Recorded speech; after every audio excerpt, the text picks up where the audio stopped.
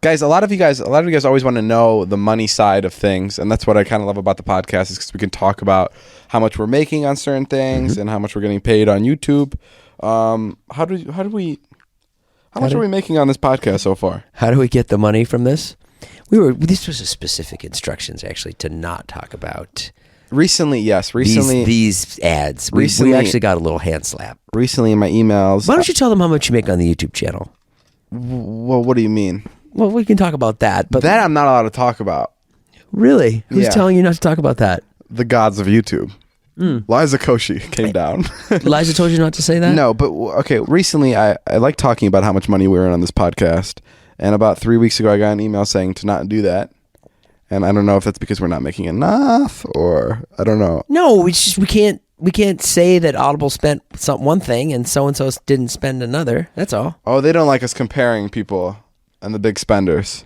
Yeah, what if you tell them that Audible paid us $80 million for this ad and then all of a sudden Best Buy's like, I paid $90 million. Spoiler alert, Audible did not pay $80 million. I think in total, I did get a little quote. We've made, can I say it? You can do whatever you want. You're the one that's holding up the cue cards. You're like, $90 million, do it. Tell everyone. I think we've made around 70 grand. And that's before any split. This podcast has grossed that much, right? Or am I crazy? I think we made more than that. You think we made over 70 grand? And like that's we have to pay out managers, we have to pay out agents, we have to pay out. I mean, it's not like 70 grand. It's still a lot of money though. Yeah. And people probably listening are like, that's not dope money. That's not fucking fair. No, that's not fair at all. It's not because Jason. But I suffered for 24 years, and I still have to put up with David. That's true. I suffered for 24 years too. Yeah. No, it's. I never like saying it's deserving because it's not. But for Jason, it's 100%.